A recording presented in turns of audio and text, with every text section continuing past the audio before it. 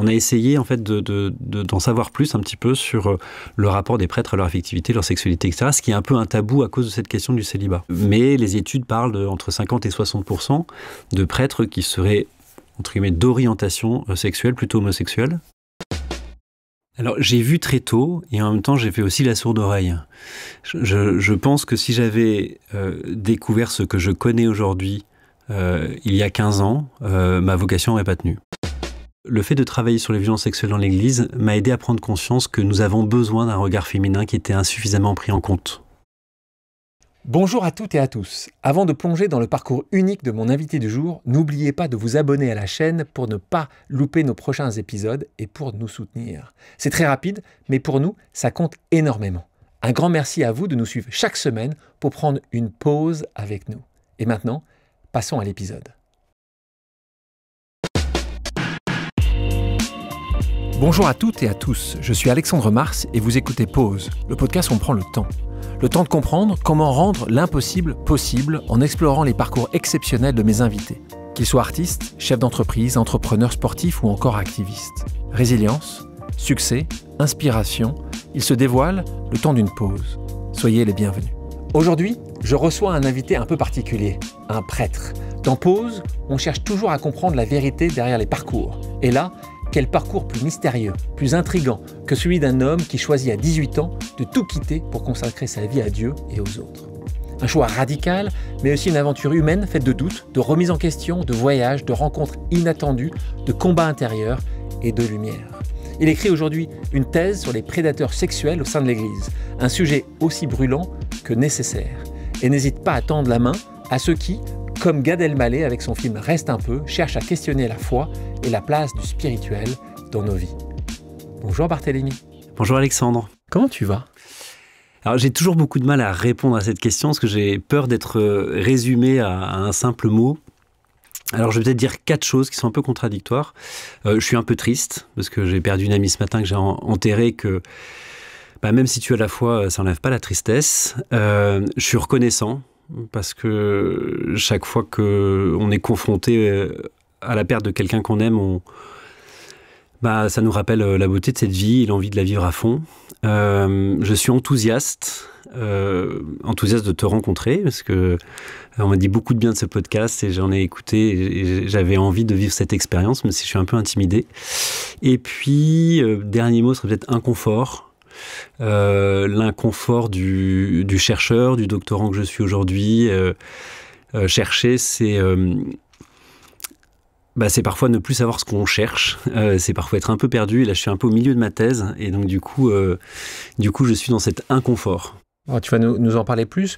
Quand je pose cette question, comment tu vas ? Est-ce que, justement, si tu prends cette vision du prêtre, est-ce que tu peux parfois dire comme ça va pas ? Est-ce que justement, comme vous êtes parfois une lumière, une vigie pour certains fidèles, est-ce que forcément on a envie d'entendre ça va bien ? Parce que si vous, ça n'allait pas bien, qu'est-ce que ça veut dire ? Est-ce que tu t'obliges parfois à mettre un visage différent pour dire ouais, tu sais quoi, ça va ? Alors c'est une bonne remarque. Je pense que souvent le prêtre il renvoie une sorte un peu d'idéal pour les cathos, c'est-à-dire une sorte de réincarnation de Jésus, quelqu'un qui est toujours l'incarnation de l'évangile, etc., qui ne peut pas douter, qui ne peut pas avoir des coups de gueule, en fait, c'est ça, ouais. Ou de limites ou de défauts. La perfection, c'est ça que tu dis. Ouais, et que c'est parfois difficile en fait de s'autoriser à être un représentant du Christ, c'est vrai, mais aussi un homme qui cherche, qui doute, qui a ses colères, ses imperfections, ses défauts.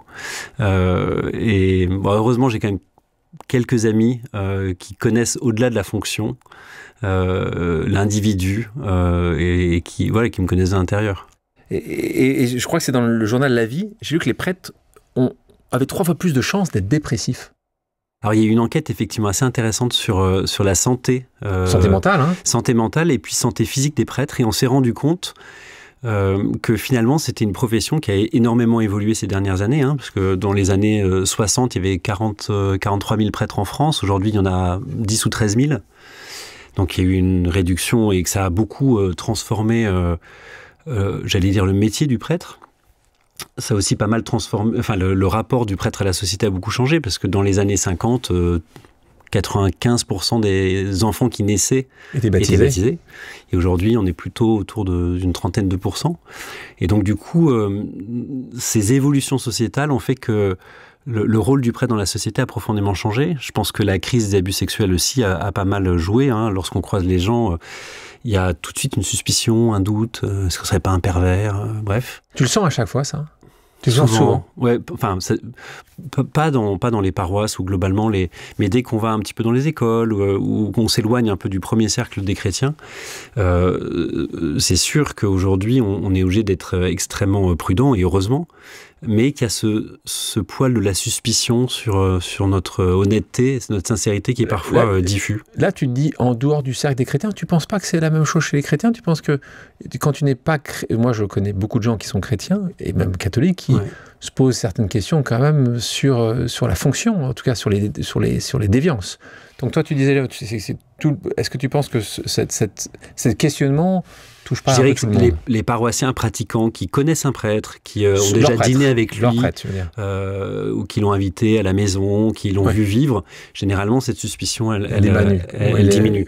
Mais grosso modo, les pratiquants en France aujourd'hui, c'est même pas 2% de la population. Donc il y a 98% de la population. C'est ça les chiffres aujourd'hui? 2%, Donc tu te retrouves avec un peu moins d'1 million de Françaises et de Français qui sont catholiques pratiquants.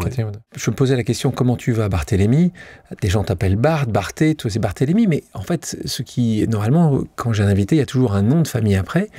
Toi, en fait, donc tu as dû changer ton prénom, donc puisque tu es baptisé Nicolas, et donc tu t'appelles Barthélemy. Ça c'est quelque chose qui est une logique également pour... C'est tous les prêtres changent de prénom? C'est uniquement dans votre... En fait, moi, à 18 ans, je vais rentrer dans la vie religieuse. Je vais rencontrer un religieux qui était frère de la communauté Saint-Jean, qui est encore frère de la communauté Saint-Jean, et qui va me présenter ce mode de vie un peu à part, qui sont des prêtres qui vivent ensemble, qui portent une robe de bure, qui font vœu de pauvreté, de chasteté, d'obéissance, qui vivent dans un certain dépouillement.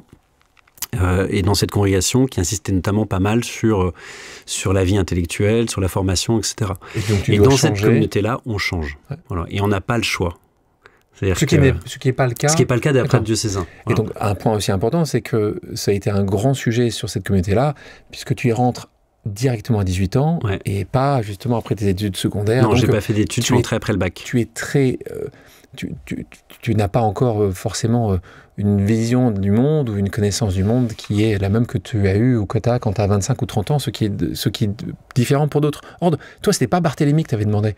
Alors moi, j'avais demandé Ambroise. Ah ouais? Ouais, j'avais demandé Ambroise. Une raison avec Ambroise, c'est un beau prénom. Hein.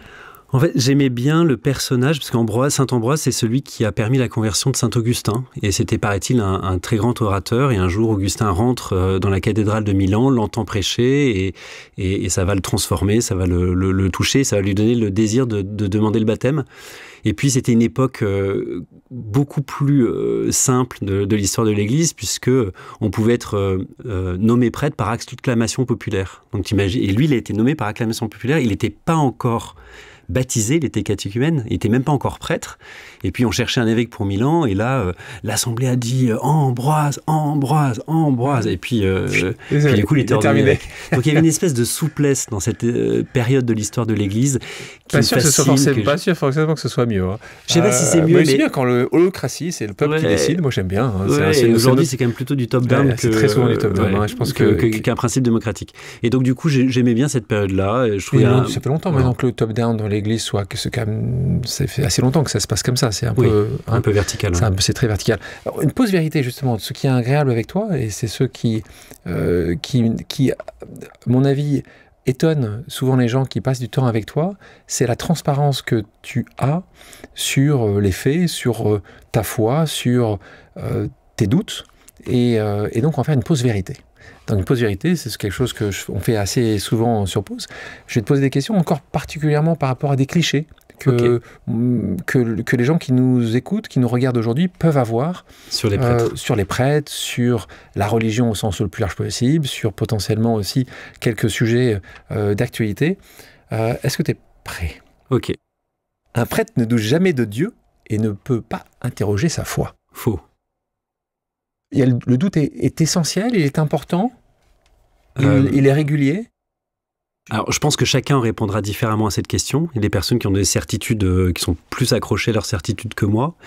Mais moi, j'ai toujours vu la foi et le doute comme deux réalités qui sont indissociables. Et presque, le doute, c'est ce qui m'aide à croire, dans le sens où ça vient déconstruire des fausses évidences et ça me remet tout le temps en mouvement. Je me souviens très bien que le lendemain de mon ordination, quand j'étais ordonné prêtre, du jour au lendemain, tu n'as jamais célébré la messe et tu vas célébrer la messe. Et je me retrouve à Boulogne à célébrer ma première messe. Il y a 600 personnes dans l'église. Et là, je m'approche et je prends ce petit rond qu'on appelle l'hostie. Et je la prends dans mes mains. Et je commence à me dire, mais c'est tellement plus facile de croire lorsqu'on est au fond de l'église, qu'il y a plein d'encens, qu'on est à genoux, qu'on tient ça. Et là, je vais pour la première fois prendre ce petit morceau et dire, ceci est mon corps. Et essayer de croire que réellement par ma voix, par ces paroles de consécration, il y a quelque chose qui va se passer, que Dieu va se donner. Et ça, je le vois pas. Et ben, c'est plus difficile de croire quand tu es au contact direct du mystère qu'au fond, quand tu es un petit peu au loin, qu'il y a plein d'encens, qu'il y a un peu de grégorien. Est-ce que la psychologie est incompatible avec la foi? C'est-à-dire, est-ce que le fait qu'on mette l'humain devant ou à côté de Dieu rend les choses incompatibles? Pour moi, non. Et même, on y reviendra peut-être, mais le fait que j'ai entrepris il y a quelques années de faire des études de psychologie. C'est pour ça que je te pose la question, tu vois, comme on y pense. Ouais, ça m'a aidé, ça m'a aidé, je pense, dans mon chemin humain, à la fois d'homme et de prêtre. Ça a ouvert mon écoute, pas mal de choses. Et puis, je dirais que à la foi chrétienne, on croit, et c'est un peu un truc atypique, difficilement compréhensible, que Dieu s'est fait homme. Et donc, à partir du moment où tu crois que le divin s'est fait humain, s'est fait chair, s'est fait homme, il peut pas y avoir d'opposition entre la psychologie et la foi, puisque Dieu a traversé cette terre et a voulu nous montrer que le chemin de la divinité, c'était d'accueillir son humanité. Est-ce que tu penses que les femmes devraient pouvoir être prêtres? Alors, je te donne pas la vision de l'Église, ma perception. Ce qui tombe bien, voilà. C'est toi qui es en face de moi. Donc là, je n'engage que ma parole et qui n'a pas d'autre valeur que ma parole. J'ai longtemps, en fait, plutôt été dans la réception du discours de l'Église là-dessus. En disant que le Christ était un homme et que du coup il fallait que ça soit un homme, que la vocation de l'homme et de la femme était différente, que la femme et la maternité, enfin bref, je me donnais des raisons, un peu des rationalisations, et j'avoue que j'ai un peu bougé sur cette question pour deux raisons. La première raison, c'est que le fait de travailler sur les violences sexuelles dans l'Église m'a aidé à prendre conscience que nous avons besoin d'un regard féminin qui était insuffisamment pris en compte. Donc ça, c'était le premier cap. Deuxième cap de la réflexion, grâce à Gad Elmaleh, je rencontre quelqu'un qui est devenu une amie profondément très chère, qui est Delphine Orviller, donc qui est rabbin et femme et rabbin. Et auprès d'elle, je me suis rendu compte en fait qu'on pouvait avoir un ministère, être pleinement donné, parce que souvent la raison qu'on me disait, mais c'est la même raison que pour la question du mariage des prêtres, c'est de dire bon, il faut être totalement consacré, etc. Et on peut pas avoir. Et là, j'ai vu une femme qui est mère de famille, qui a 3 enfants, qui est pleinement mère, qui aime la parole de Dieu et qui la commente et qui est parfaitement capable en fait de pouvoir transmettre quelque chose. Donc aujourd'hui, moi, je suis beaucoup plus ouvert sur ces questions et j'aimerais que ça soit peut-être un jour la possibilité d'un débat sans forcément que ça soit perçu comme un sujet polémique. Ce qui est le cas aujourd'hui. Mmh.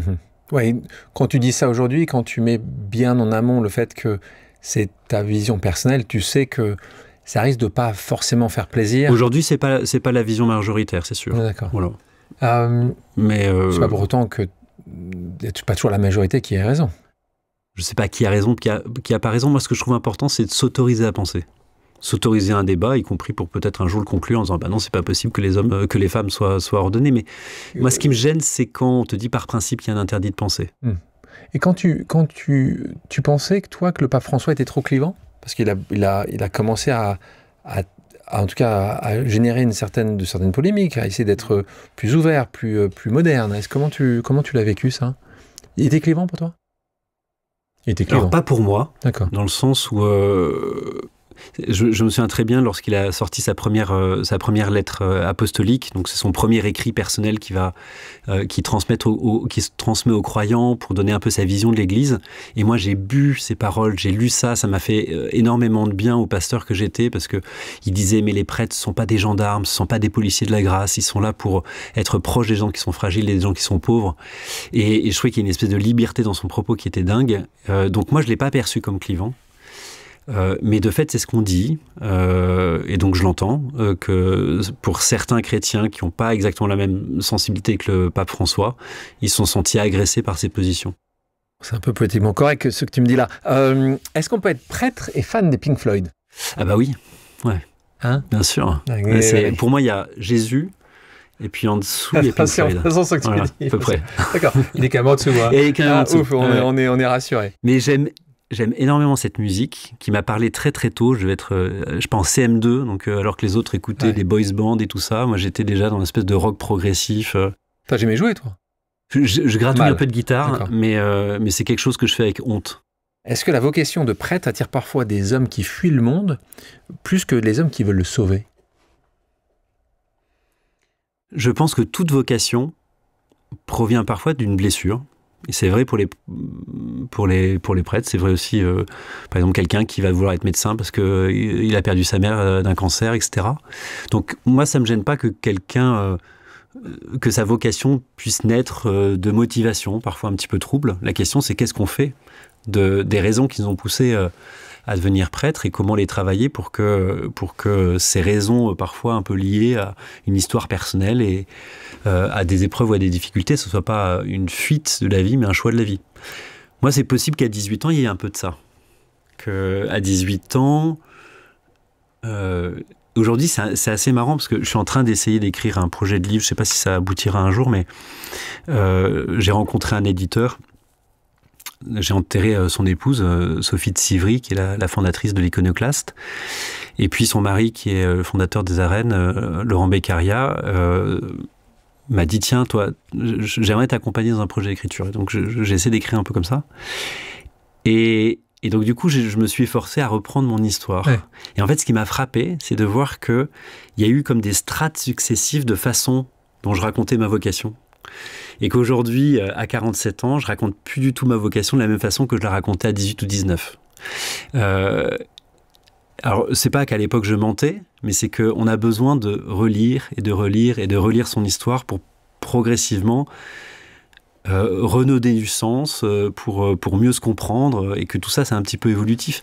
Mais c'est sûr que quand à 18 ans, quelqu'un qui va renoncer à une vie affective, à une vie sexuelle, aussi au lien avec ses parents, parce que moi, pendant les 7 premières années de formation, je voyais mes parents une fois par an, ma famille très rarement. D'ailleurs, j'ai pas senti à quel point je les blessais.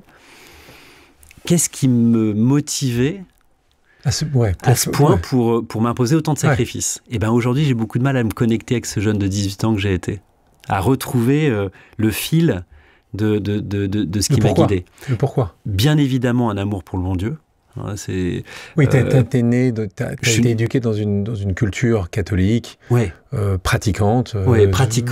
Avec une fibre sociale. C'est-à-dire que moi, j'ai des parents qui ont toujours été sensibles aux personnes malades. Mon petit frère a été adopté. Enfin, c'est-à-dire que c'était un catholicisme engagé. C'est-à-dire que j'aime raconter un peu cette anecdote, mais maman n'aime pas les règles. Où la règle pour la règle, elle nous a toujours éduqués avec un petit côté rebelle. Et par exemple, ceux qui disent le vendredi, il ne faut pas prendre de viande parce que le vendredi, c'est poisson. Et maman lui dit, mais attends, le poisson, ça coûte plus cher que la viande. Donc tu vas manger ta knacky et tu vas arrêter de prendre la tête. Parce que, voilà. Et donc elle nous a éduqués sur un petit peu mais interdit d'interdire. Pas interdit d'interdire, mais mettons du sens derrière les règles que l'on donne. Mais quand restons un peu sur ces... On en parle évidemment, on va en parler. Il y a un moment où à 18 ans, tu bascules. Moi, je suis intimement persuadé, certainement ce travail que tu fais dans ce livre va te permettre de mettre parfois un peu moins de storytelling dans quelque chose qu'on peut dire à 25, 30 ans, parce que tu as une sagesse évidente. Sagesse à 47 ans, t'es gentil. Tu penses qu'on l'a à 65 ans ou tu penses j'espère un peu plus à 65, non? Tu penses que tu l'as pas encore à presque 50 ans? J'ai plus de recul. Tu sais que il y a quelques générations de ça, et si on parlait tout à l'heure, on parlait de Augustin, de Saint-Augustin, à cette époque-là, la moyenne de l'espérance de vie était plutôt de 35 ans, 37 ans. Ouais, c'est sûr. Donc il faut espérer qu'ils étaient sages un peu plus tôt que nous. Donc je pense qu'on arrive quand même un peu sage. En tout cas, surtout, par rapport à toi, qui régulièrement te trouve devant une assemblée à donner une direction. Je pense que plus tu seras honnête avec toi-même, en effet, plus ta direction sera censée peser. Moi, je me posais cette question-là, parce que tu dis souvent, moi j'ai lu, tout simplement, où j'ai parlé à quelques amis qui t'aiment beaucoup, qui me parlent de cette rencontre avec une jeune fille à Marseille. Donc c'est déjà moi, c'est là, là, j'ai les yeux qui commencent à agrandir en disant, ouh, qu'est-ce que jeune fille. Et là, je suis un peu déçu de ce que j'entends après. J'attends que tu me dises qu'elle n'a pas réussi à être avec elle. Et là, j'ai vu juste, qu'elle m'a montré une direction. Et puis j'ai vu une direction. Raconte-moi un peu un truc. C'est vraiment pensé comme ça. T'étais amoureux d'elle? Non, mais en fait, si tu veux, on a habité longtemps Marseille. Ensuite, on a déménagé dans le nord de la France et dans l'est de la France. Avec tes deux parents et avec tes 4 frères et sœurs, vous avez beaucoup déménagé. Et pour le réveillon, les parents disent on va retourner à Marseille voir nos amis, etc. Donc moi, je suis invité à une soirée du Nouvel An. Je suis en terminale. Et donc là, je rencontre plein de gens, et des gens que je ne connais pas, dont cette jeune fille dont je ne me rappelle pas le prénom. Ça, c'est pas possible. C'est un truc de dingue. Ça t'as un blocage. T'as un blocage. Il faut allonge-toi, Barthélémy. Mais je veux dire, j'ai essayé, mais je suis incapable de. Et t'as jamais contacté? Non. Parce que c'était pas dans mon cercle de relations, donc c'était, tu vois, t'imagines une soirée de réveillon. Elle se souvient peut-être même pas de cette soirée-là. Et donc qu'est-ce qu'elle t'a dit? Qu'est-ce qui se fait? Et en fait, elle était plus âgée que moi. Ou déjà. Donc elle devait avoir peut-être 22 ans. Elle était étudiante. C'est une grande. Je crois que c'était. Bah oui, tu regardes un peu, etc. Et elle devait finir sa licence. Il me semble que c'est licence de droit, mais je suis même pas sûr. Et partir. Elle collectait de l'argent pour partir au Cambodge pour aider des enfants, une association. Et c'est vrai que sa façon de parler de sa foi et de voir comment sa foi changeait sa vie m'a donné conscience que je ne savais pas ce que c'était que croire. Et ça a été je me souviens que le reste de la nuit et le lendemain, en fait, j'ai énormément pleuré en me disant mais je me sens vide en fait par rapport à cette fille dont la foi n'est pas simplement une confession abstraite le dimanche, je crois en Dieu, comme tu sors une récitation de poésie, etc. de façon. Mais en fait, ça parlait à son cœur et à ses tripes. Et elle en faisait quelque chose parce qu'elle essayait de vivre de ce qu'elle lisait. Moi, ça m'a fasciné, en fait. Ça m'a fasciné. Bousculé. Ouais. Je me suis rendu compte que j'étais dans un catholicisme social. C'est-à-dire que c'était un réseau. Je pense que c'est normal. Dis-donc, tous les jeunes qui rencontrent quelqu'un qui a une foi forte vont pas forcément basculer en disant juste. Mais justement, ce que tu me disais tout à l'heure, qu'est-ce qu'il y avait d'autre? Et ça, je suis pas complètement capable de le dire, mais je pense que dans une relation amoureuse, toi, tu rencontres ta femme, il y a 10 autres femmes dont tu aurais pu... Il y a un truc qui se fait... C'est le destin, tu crois forcément au destin. Tu crois au destin, je crois... Tu crois que ce moment-là, pas complètement de façon téléguidée, mais je pense que Dieu s'est servi de personne de cette fille pour me dire quelque chose. Et y compris peut-être un peu d'une certaine forme de séduction, tu vois, du jeune garçon qui admire une jeune femme, tu vois, alors que moi j'avais 17 ans, que j'étais encore, tu vois, avec mes petits boutons, tu vois, et très à rougir dès qu'elle me parlait, etc. Donc, et c'est possible que ça ait joué un petit peu cette admiration, cette séduction. En tout cas, il s'est servi de ça pour me donner un message qui était bien plus profond. Et tu penses que tu avais envie qu'elle soit aussi, qu'elle te regarde, qu'elle soit fière de toi à ce moment-là, que tu dises, moi je vais le faire aussi? J'ai jamais pu la recontacter, elle ne sait pas que je suis prêtre. Et en aucun moyen, j'essaie de réfléchir comment on peut arriver à la retrouver. Comment la retrouver, ce serait magnifique. Qu'est-ce qu'elle est devenue? Je demande à mes parents quelles étaient les personnes qui avaient organisé la soirée. Enfin, on pourrait. Tu n'as jamais voulu le faire? Voilà. Non. Pour continuer sur les pauses pesées, les prêtres devraient avoir le droit de se marier. Alors, aujourd'hui, non. Ce n'est pas quelque chose qui est permis dans je suis au courant. Je te pose la Voilà. question. Est-ce que tu penses que ça devrait être le cas? Moi, j'aimerais que ça puisse être un débat. Chez d'autres chrétiens, c'est faisable. Ouais, chez les orthodoxes, chez les protestants. Mais là encore, je sais que ma position, elle est plutôt... minoritaire. Elle est plutôt assez minoritaire. Pourquoi? Parce que justement, il y a une sorte de pensée, de courant qu'il faut pas faire changer. Ça s'explique aussi parce que, en fait, au moment de ça a été le sujet de litige entre Luther et l'Église au moment de la Réforme. C'était un des sujets de litige, en plus de le rapport entre l'écriture et la tradition, etc. Et à la suite de la réforme de Luther, il y a eu un concile qu'on appelle le concile de Trente, qui a lancé un mouvement qu'on appelle la contre-réforme, et qui a développé une vision du prêtre qui était quand même diamétralement opposée, un petit peu en réaction en fait aux critiques de Luther.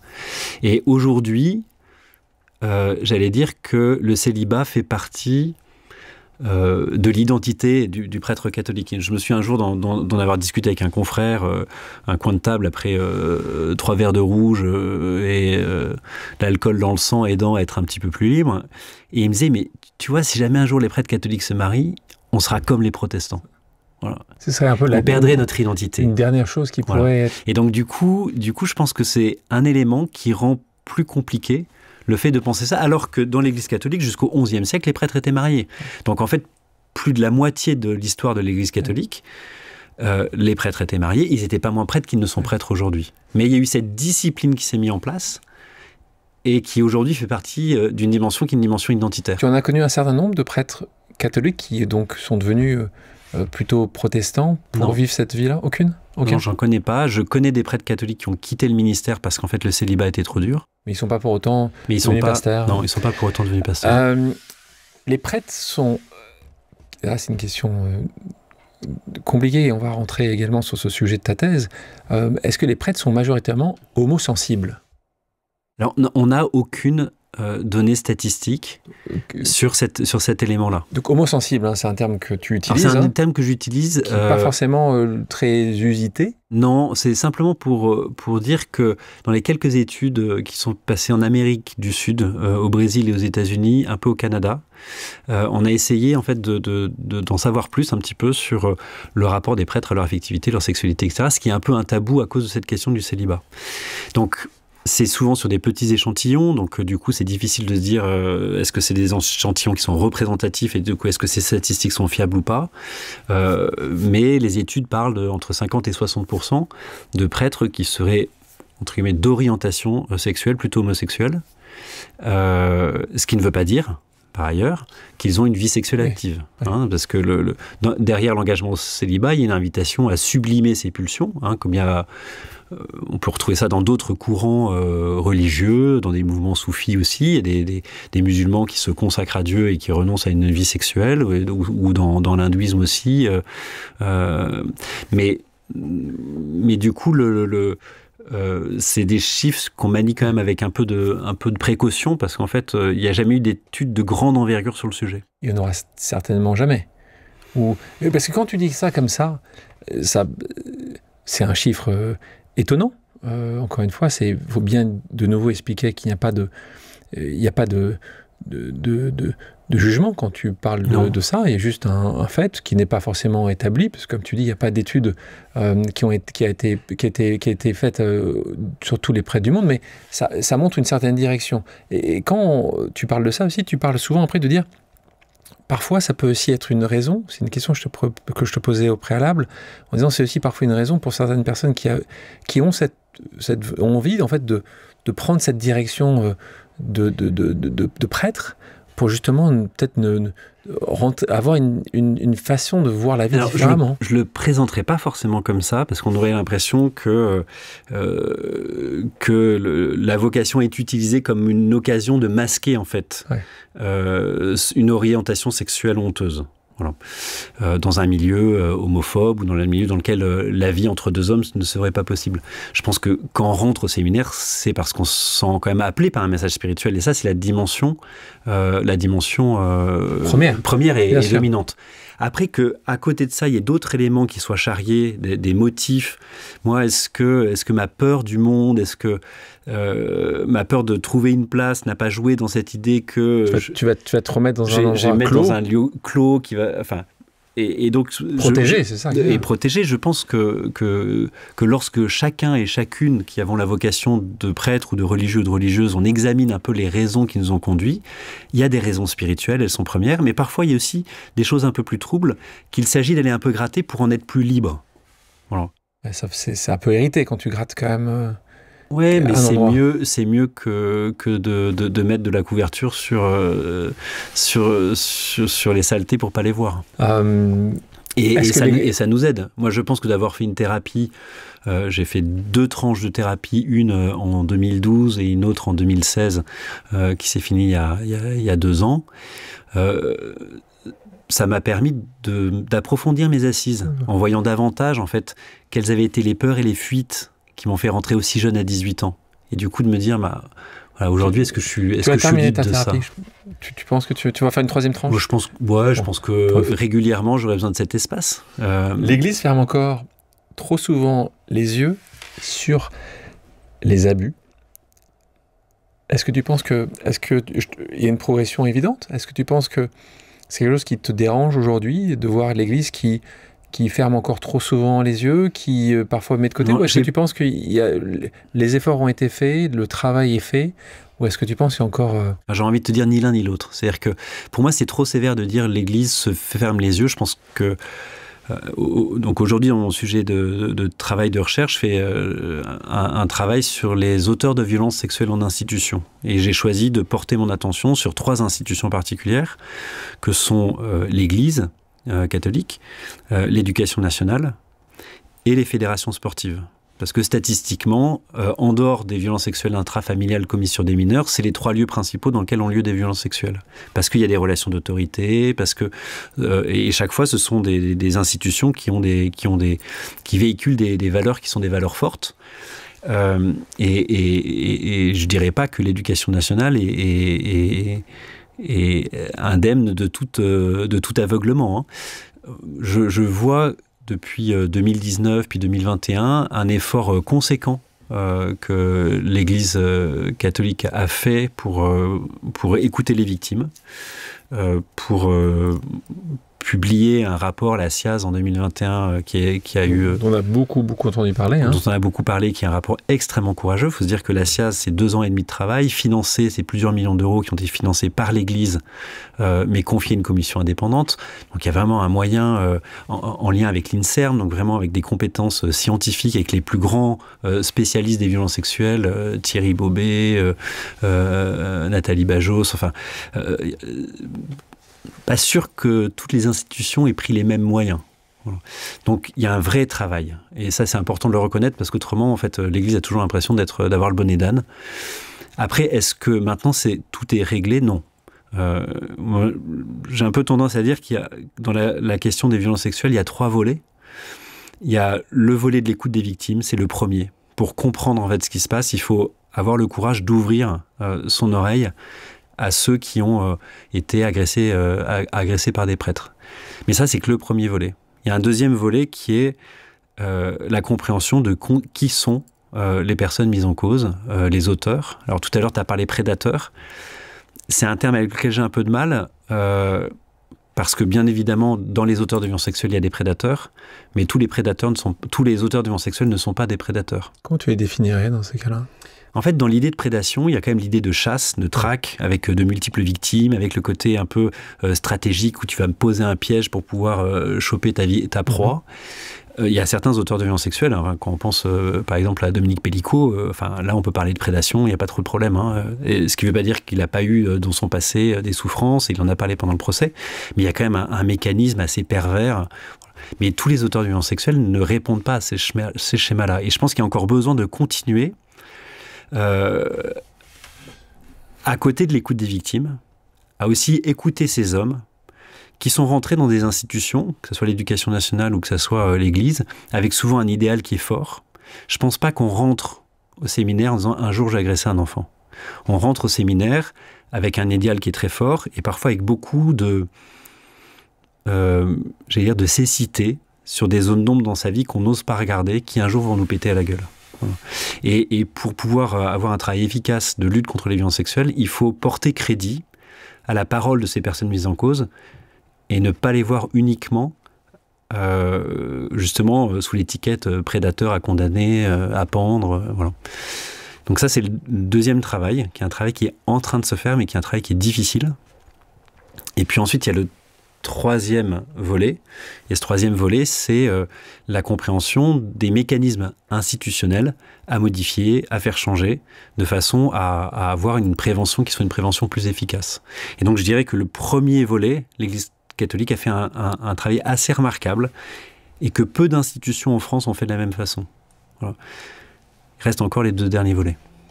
Et justement, toi, comment tu as envie de te placer sur ces 2 derniers volets? Cette thèse est un élément essentiel pour toi, pour justement travailler sur l'ensemble, et en particulier sur la deuxième partie, qui est la compréhension de ces auteurs, comme ça que tu les appelles plutôt que prédateurs.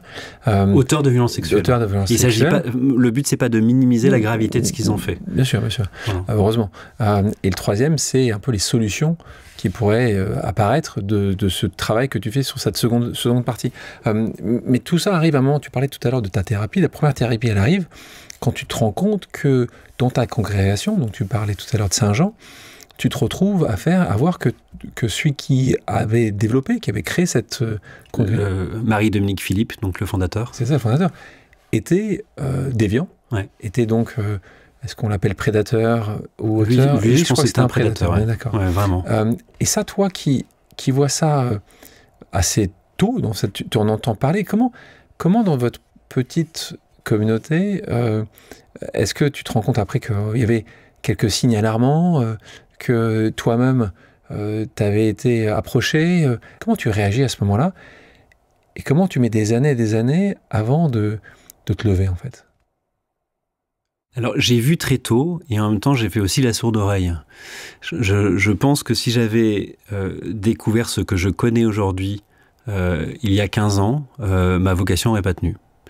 Donc c'est un peu comme quand tu rentres dans une caverne, c'est-à-dire qu'au départ il faut du temps pour que tes yeux s'habituent à l'obscurité et que dans l'obscurité tu puisses discerner en fait les objets, les choses, la profondeur, etc.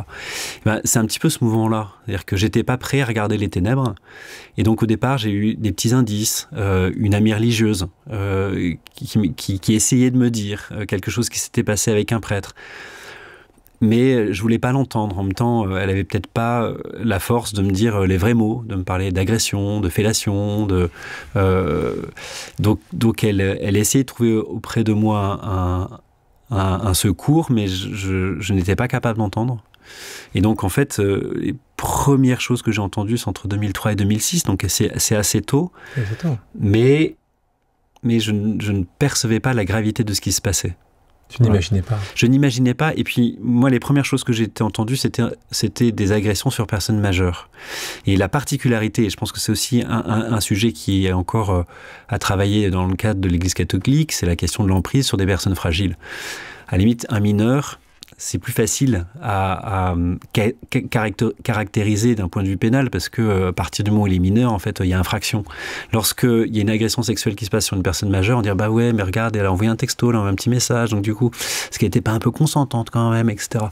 Et donc du coup, moi mon esprit n'était pas encore. Tu faisais trouver des excuses aussi. Oui, je me disais, mais enfin. Bon, je me dis, elle est quand même très proche de ce prêtre. Elle n'est pas obligée d'aller le voir si elle veut pas. Et puis surtout, en fait, les mots ne m'étaient pas dits. Agression sexuelle, c'était pas nommé. C'était des femmes, des hommes. C'est des femmes et des hommes. Ouais. C'est les premières victimes que j'ai entendues. Et c'est quoi tu te souviens de ce jour où là, c'est plus uniquement un bruit de fond?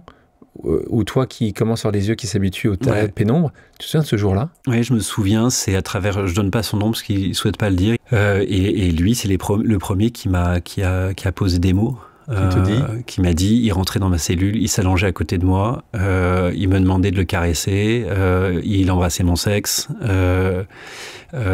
si jamais il éjaculait, il se mettait en colère, parce que pour lui, tant qu'il n'y avait pas d'éjaculation, il n'y avait pas de relation sexuelle, et un système d'emprise qui a duré pour ce garçon, enfin pour cet homme pendant... il était fasciné par un prêtre qui avait un enseignement qui était un séducteur, en fait, qui était un grand intellectuel, mais un homme profondément pervers. Mais il te le dit quand, ça? Il te le dit à quel moment? Il te dit il n'en peut plus? Il l'a dit en 2013.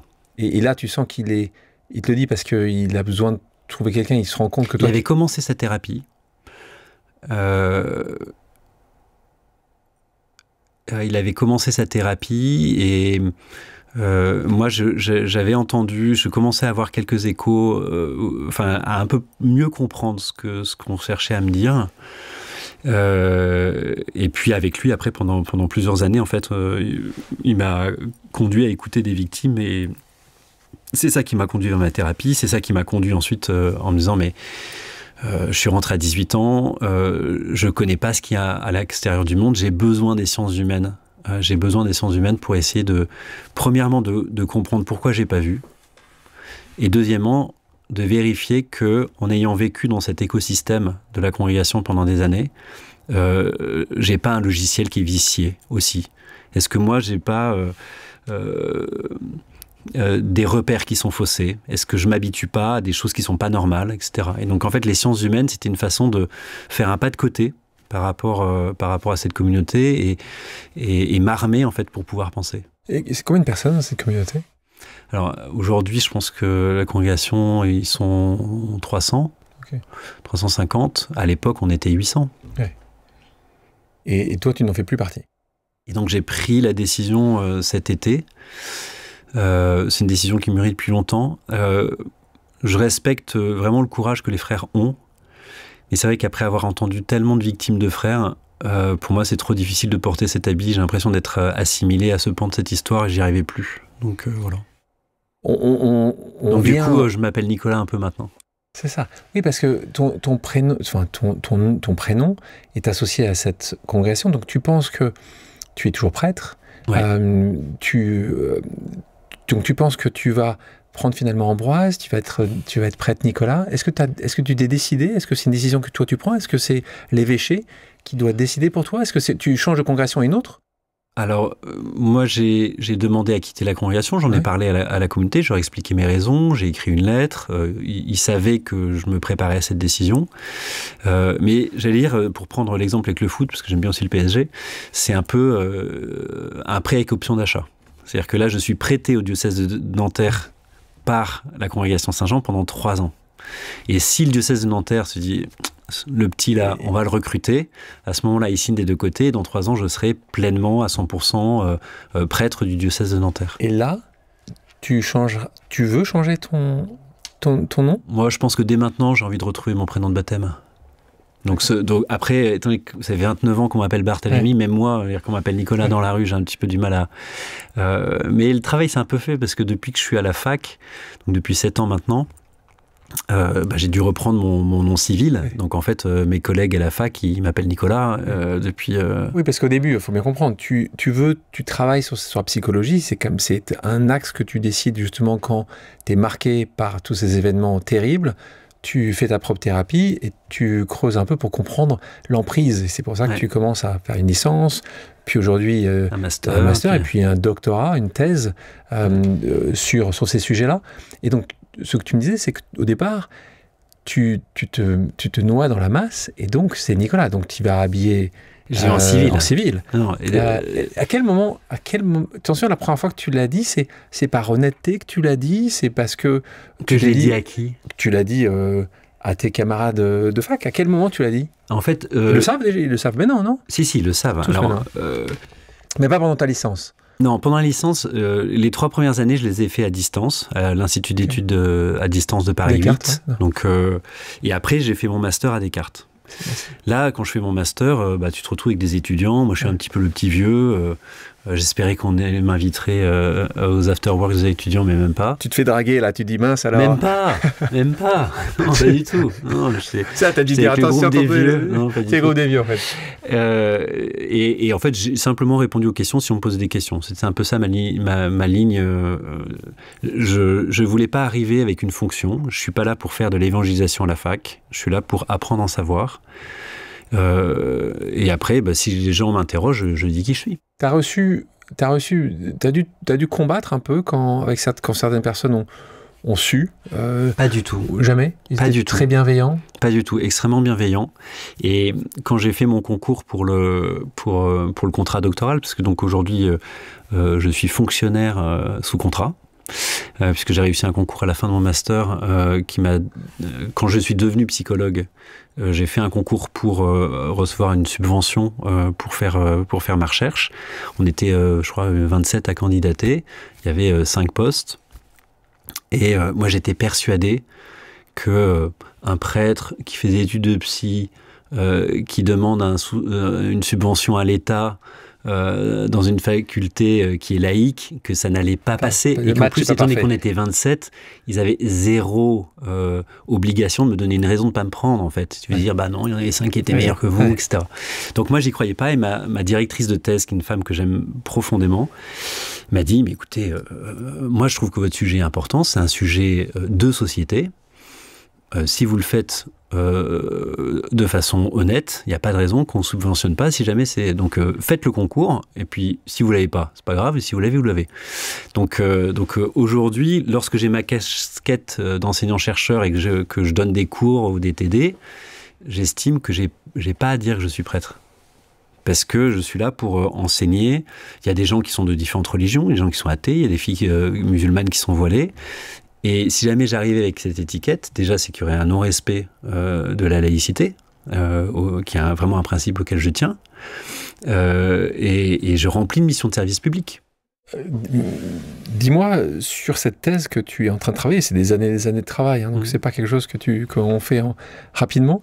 Qu'est-ce qui t'a le plus étonné dans cette recherche et le manque de données auxquelles tu avais accès? Alors encore une fois, on rappelle, une thèse touche évidemment l'Église catholique, chrétienne, l'éducation nationale et les fédérations sportives. Et en effet, il y a des horreurs, malheureusement, en tout cas dans ces 3 ans. Et encore une fois, énormément également, on le sait, c'est le premier axe, c'est dans les familles. Donc on a eu ici déjà, et évidemment on en parle, et merci d'en parler, hein. Voilà, il faut faire extrêmement attention. C'est ça qui est dur à dire, mais il y a des prédateurs là. Je veux pas utiliser juste des gens qui ne font pas ça exprès. J'y crois pas. Moi, je pense que malheureusement, il y a quand même des gens qui ont une vision très claire et qui ont qui passent à l'acte et ça touche tout le monde. Toi, qu'est-ce qui t'a choqué le plus dans ce travail de thèse et où est-ce que tu vois la lumière?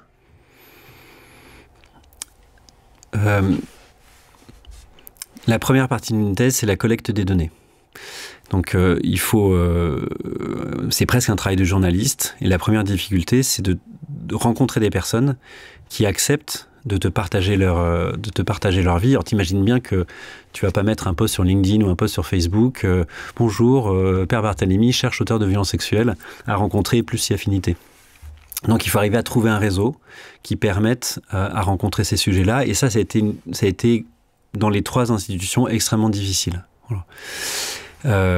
De pouvoir présenter ma recherche, qui me permette de pouvoir rencontrer quelqu'un et de pouvoir faire signer un protocole de thèse et puis pouvoir passer tout le protocole avec eux. C'est-à-dire que beaucoup de noms, de Alors, réponses. Beaucoup de noms sur le plan institutionnel. C'est-à-dire que moi j'ai reçu quasi immédiatement un soutien du président de la conférence d'évêques de France qui s'appelle à l'époque c'était Monseigneur Moulin-Beaufort, donc qui a vraiment facilité. Mais ensuite il a fallu que je prenne mon bâton de pèlerin et que j'appelle évêque par évêque en disant est-ce que vous acceptez, etc. Et là ça a été plus difficile, il y a eu plus de réticence, plus de difficultés. La centaine, tu les as tous fait, tu as essayé? Je pense que... Alors aujourd'hui, je suis arrivé à peu près à mon quota, donc j'ai arrêté, mais j'ai dû envoyer la moitié des évêques de France.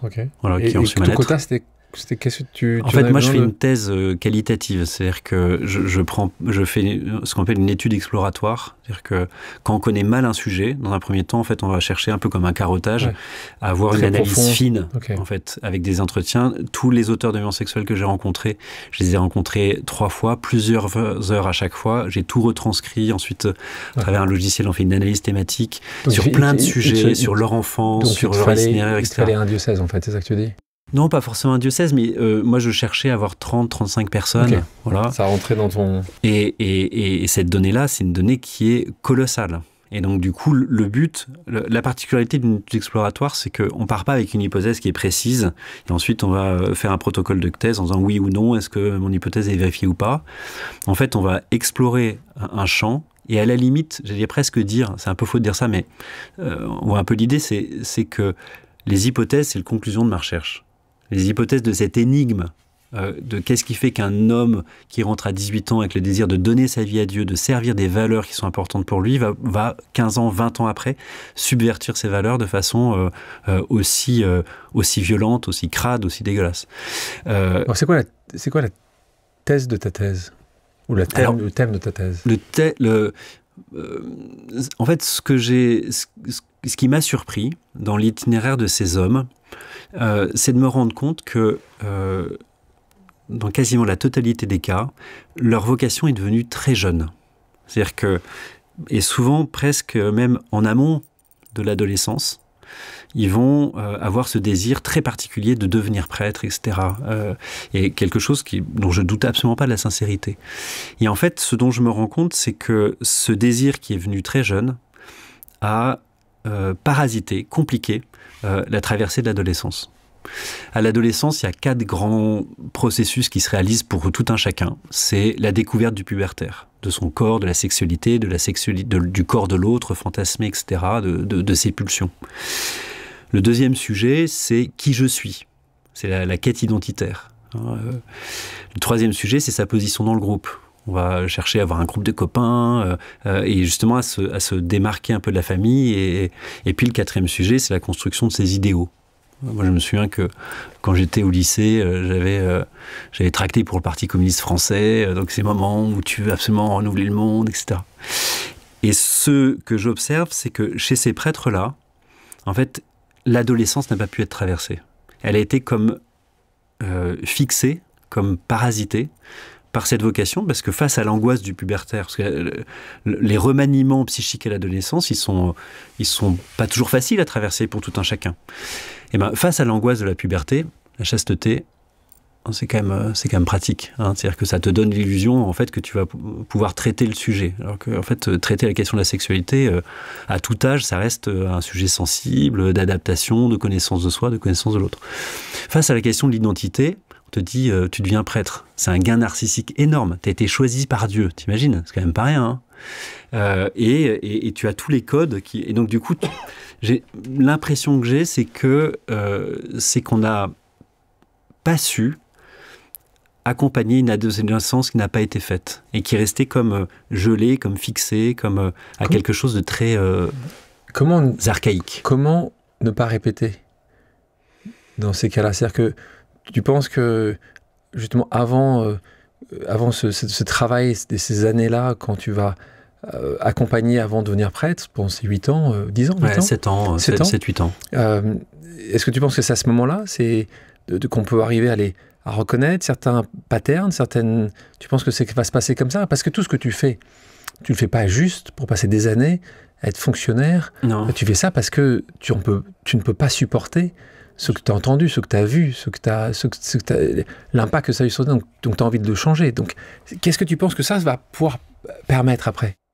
Alors, certainement, je pense qu'il faudrait, à l'avenir, et j'imagine déjà le cas, mais repenser un peu des questions de formation des prêtres. En tout cas, si je compare à la formation que moi j'ai eue il y a 30 ans, la formation qu'on avait, elle était purement théorique et intellectuelle. On était spécialiste de concepts très très pointus, la théologie du IVe siècle en Cappadoce, et là-dessus on connaissait tout un rayon, mais en revanche, sur les 7 ans, sexualité, affectivité, on n'en parle pas. C'est-à-dire qu'on considère que le problème est traité, que quand on arrive à 18 ans dans la vie religieuse, en fait, on pose un voile sur la sexualité et qu'on devient des anges. La réalité est un tout petit peu plus complexe. Alors, je sais qu'aujourd'hui, il y a un peu des formations, mais... c'est pour être... On peut aller un peu plus loin. Je pense qu'il y a besoin... en tout cas, si l'Église catholique continue de maintenir cette discipline du célibat, je veux dire que le choix du célibat, c'est le choix d'un équilibre instable. Voilà. Et c'est moins stable que quelqu'un qui vit en couple. Dans la Bible, il est écrit « il n'est pas bon que l'homme soit seul ». Donc en fait, choisir de vivre dans cette situation-là, c'est comme si tu as un tabouret avec simplement 2 pattes. Voilà. Et donc, ce que tu as vu là, dans ta recherche, auprès de ces dizaines et ces dizaines de prêtres qui ont agi Alors j'ai rencontré une quinzaine de prêtres auteurs de violences sexuelles, et les autres, c'était des auteurs de violences sexuelles des 2 autres institutions. Je fais attention de ne pas dire prédateur. Tu vois, je sais que c'est un terme que tu n'aimes pas. Et je sais qu'il soit réducteur. J'utilise assez souvent celui-là, mais tu as raison, ça n'englobe. Tous ne le sont pas. Mais je prends un exemple. Ouais. C'est le sujet que je vais dire, il est grave. Il y a une victime qui a souffert de ça, et donc je dis. Mais le cas de figure de, par exemple, d'un prêtre qui a peut-être 30 ou 35 ans, pas très équilibré affectivement, mais qui n'est pas très lucide là-dessus, et qui va tomber amoureux d'une jeune guide de 19 ans. Voilà. À un moment, il va avoir l'illusion que c'est une relation amoureuse, et il va complètement oublier en fait qu'il y a une relation d'autorité qui est complètement asymétrique. Et puis, pendant un temps d'accompagnement spirituel, un soir, il se penche un peu vers elle, il essaie de lui faire un bisou et il lui met la main sur les seins. Ouais. Est-ce que c'est un prédateur ? Bon, c'est un peu romantique ce que tu me dis là. Hein. Non, mais ça peut arriver. Mais c'est plein de cas. Hein. D'accord. C'est pas un, c'est plein de cas. Peut-être, je ne sais pas s'il y a plus de cas ou pas, dont c'est un peu moins romantique et c'est un peu romancé ce que tu dis. Là, j'ai l'impression d'être, tu vois, dans un, et puis il va quitter, et puis il y en a comme ça, il y en a qui quittent et qui non, mais alors, non, parce que moi, je romantise pas une agression sexuelle. Ouais. C'est une agression sexuelle. Mais c'est pas un mécanisme de prédation. Il n'y a pas pensé des mois et des mois avant. C'est quelqu'un qui s'est un peu perdu affectivement parce qu'il n'était pas assez construit du point de vue de son affectivité. Ça en fait pas un prédateur. J'en connais des prédateurs. Et donc, je pense qu'il faut l'utiliser à bon escient dans des cas de figure qui correspondent à ça. Pour les prêtres, tu peux potentiellement trouver quelque chose qui arrive régulièrement. Peut-être ne pas uniquement travailler, si c'était ton sujet, tu vas pas uniquement travailler à réduire la peine ou le trauma de la victime, mais tu essaies de monter plus haut en disant juste, il faut que ça s'arrête au niveau de l'acte. Ça, donc peut-être que tu arrives à... Est-ce que tu penses à trouver la même chose au niveau des fédérations et des nationales ? Est-ce que tu as réussi à trouver des choses en disant, ça se répète toujours de la même manière ou c'est plus compliqué ? Je pense qu'il y a moins de patterns. Parce que le format de vie des prêtres, il est très particulier. Ils n'ont pas de famille, ils n'ont pas de... Tu vois, dans les auteurs de violences sexuelles que j'ai pu rencontrer dans l'éducation nationale ou dans le sport, certains étaient mariés en couple, d'autres ne l'étaient pas. Et donc, en fait, il y a une plus grande variété du point de vue des profils que ce que j'ai pu commencer un petit peu à apercevoir dans les prêtres que j'ai rencontrés. Si on revient un peu, parce que c'est vrai que tu nous as parlé et tu nous fais voyager avec toi, merci Barthélemy, je suis ennuyé maintenant, je suis Nicolas Barthélemy, je suis hyper... Comme tu veux. Non, mais moi les gens me connaissent un peu plus comme Barthélemy que comme Nicolas, donc... mais j'ai l'impression, dans quelques dans 5 années... ans, quand tu me réintervieweras... Je pense que ce sera Nicolas, mais je peux faire une fois sur deux, je te dis Nicolas une fois et Barthélemy une fois. Mais justement, ce Nicolas qui grandit, et c'est intéressant ce que tu dis, parce que toi, tu n'as pas cette foi aussi précoce, puisque toi, c'est plutôt, je te trouve plutôt essayer d'imaginer être acteur, être militaire, c'est ça que tu espères. Tu disais tout à l'heure, des parents aimants qui sont ensemble, tu as 4 frères et sœurs, tu en as d'abord 3, et tu en as un 4e qui est adopté, et qui certainement amène d'autres difficultés, ou si j'ai bien compris, dans votre famille, pas ces difficultés, beaucoup d'amour, mais aussi des... Oui, il a eu des gros problèmes de toxicomanie. Exactement, donc là, c'est aussi des sujets qui sont à traiter en famille, mais c'est ça que tu as envie de faire, toi, tu es plutôt militaire, et puis... Je me cherchais, mais sans mettre complètement défini... Acteur a eu une raison ? Alors, je sais pas, mais... C'est quoi l'acteur ? Tu rêvais de qui, toi, quand tu avais 10-12 ans, c'est quoi ? Toujours aimé le cinéma quand j'étais... donc je me souviens, les premiers films, c'était La Guerre des Étoiles. Ah, Guerre des Étoiles, ça c'est bien, Guerre des Étoiles, ça c'est... Là, tu commences très haut, là. Indiana Jones, ça, je me souviens... Enfin bref. Ça te faisait rêver. Ouais, ça me faisait rêver. Et puis, j'ai idéalisé Hollywood et ce métier-là, alors que... Et d'ailleurs, c'était assez drôle, parce que quand je me suis rendu compte de ce que c'était que monter un film, même si c'est un film, assez modeste, le film de Gad Elmaleh, mais c'est chiant, le travail d'acteur. Tu refais 30 fois la même scène, t'avances, on te met une espèce de croix par terre, il faut que tu t'arrêtes là, et là, il faut que tu te tournes, il dit là, il faut que tu aies l'air étonné. Mais moi, je sais pas faire être étonné, c'est hyper compliqué. Mais c'est sûr que j'avais envie d'être acteur. Les acteurs que j'aimais à l'époque, je pense que j'avais une passion pour Johnny Depp, je pense. Et militaire après. Et à militaire, je pense que c'était l'idée du voyage et d'être leader. quelqu'un qui un peu. Puis j'étais dans un milieu scout, un peu à droite, et donc du coup c'était. Je faisais vachement ça par mimétisme. Et puis au lycée, tu te mets communiste. Mais moi j'étais. Mais moi je suis bourré de contradictions et je le suis encore. C'est bien surtout de les avouer, ces contradictions. Parce que la majorité des gens... Mais tu sais, on se construit beaucoup par identification.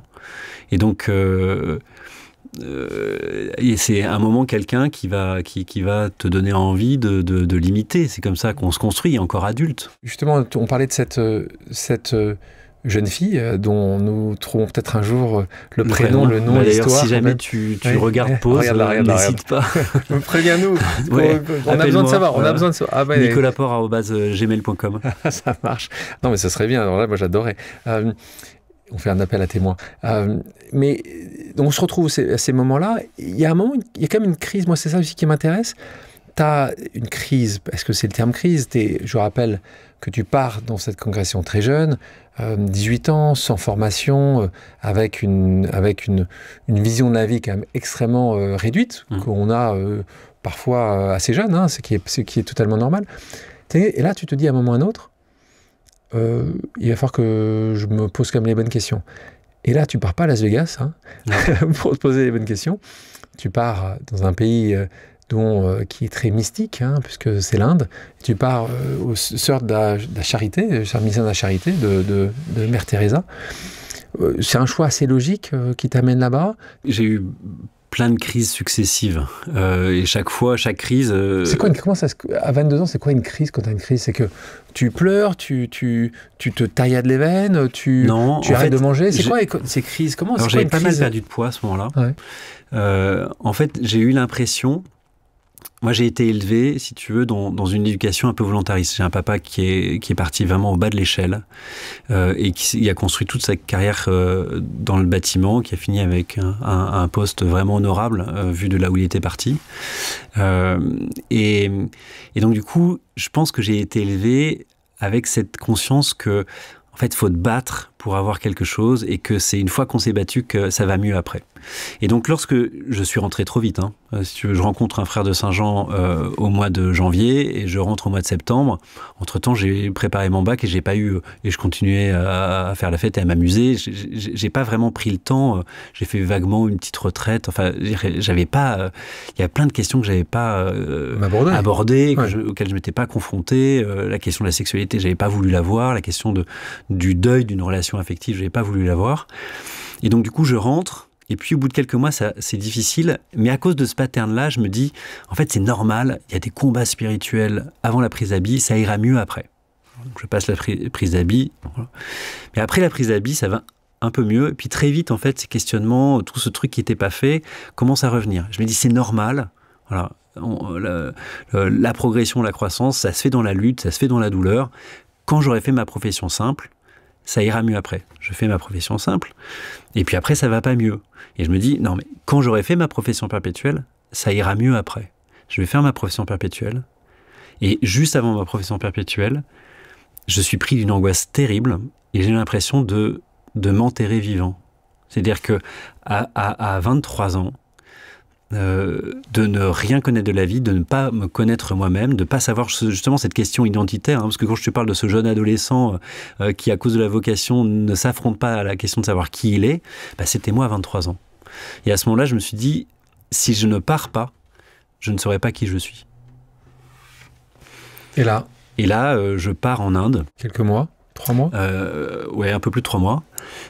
Donc c'est assez court, mais j'enlève mon habit, je prends et je me donne la liberté de me retrouver loin de ma famille, loin de ma communauté, et d'être tout seul. Et je me souviens très bien, à un moment, c'était pas loin d'Agra, entre Agra et Bénarès, je me retrouve tout seul dans une gare, et je me dis, il n'y avait pas le téléphone portable à l'époque, si tu veux, et je me dis, personne ne sait où je suis. La liberté Personne ne sait où je suis. Ouais. Voilà. Et d'une certaine façon, ça m'a permis de reposer des bases.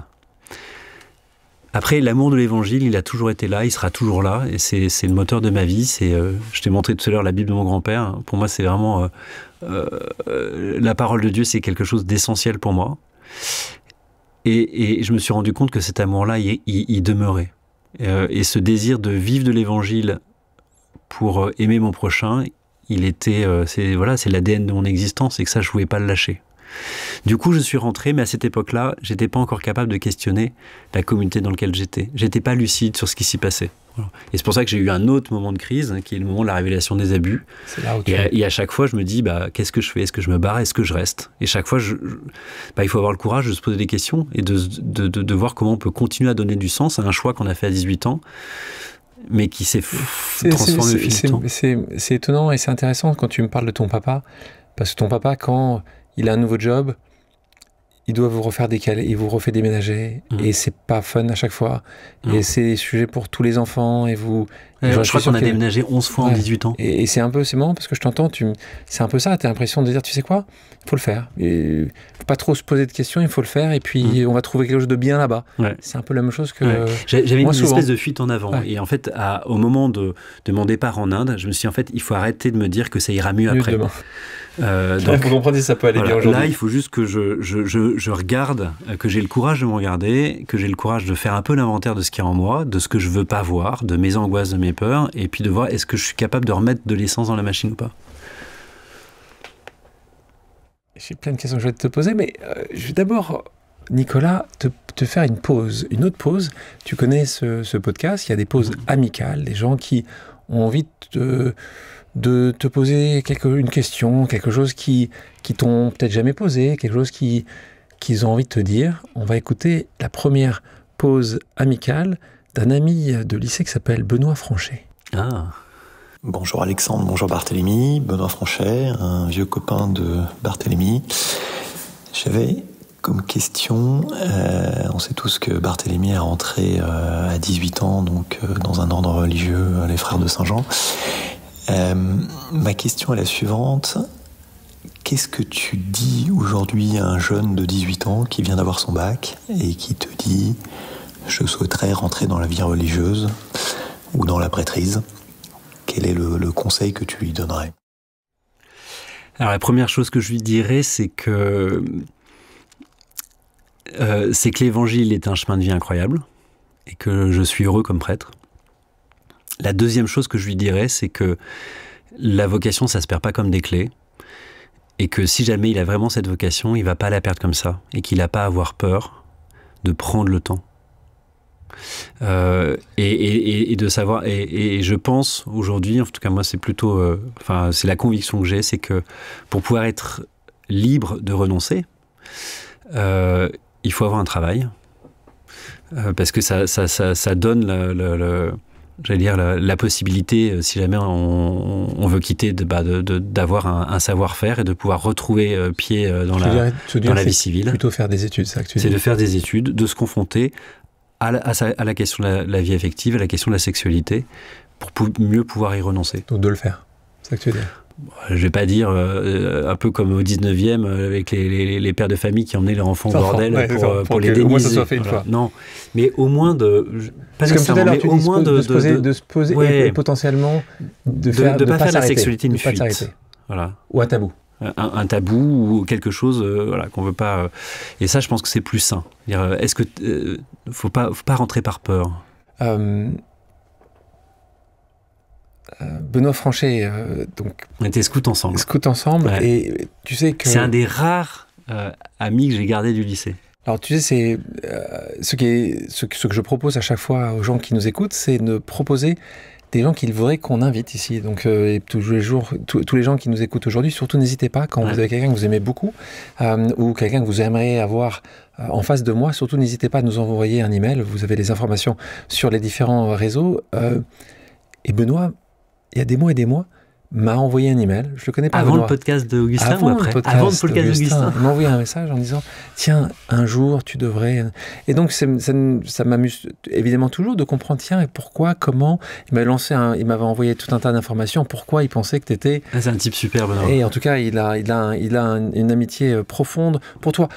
Quand tu pars à 18 ans, tu me parles de janvier, puis en septembre, comment ça se passe réellement là, en famille? Comment ta maman voit ça? Elle sait que tu vas disparaître pendant 7 ans, ton papa même chose, tes frères et sœurs.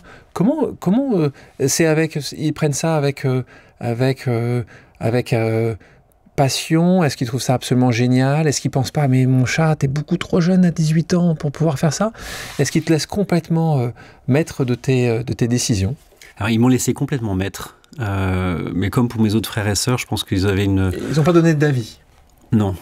Mais ils n'ont pas non plus, et ils n'ont pas non plus sauté de joie en disant « Ah, mon fils est prêtre, mon Dieu, c'est magnifique, etc. » Et il n'y a rien qui excède plus ma mère que ça. Quand les gens lui disent « Oh, mon Dieu, qu'est-ce que ça doit être beau d'avoir un fils prêtre ?» Et il dit « Mais moi, j'ai pas un fils, j'ai 4 fils. » Voilà. Il y en a un qui est prêtre, et puis il y en a 3 qui sont mariés. Et donc, j'ai des petits-enfants. Et j'ai des petits-enfants. donc, jamais mes parents m'ont mis sur une espèce de... piédestal. Ouais, de piédestal. C'était pas une consécration. C'était pas un objectif pour eux, c'était pas une consécration. Et ils ne trouvent pas, et je pense que c'est hyper sain, ils ne trouvent pas que la vocation de prêtre est plus belle que la vocation d'une personne mariée. Voilà. C'est ma vocation.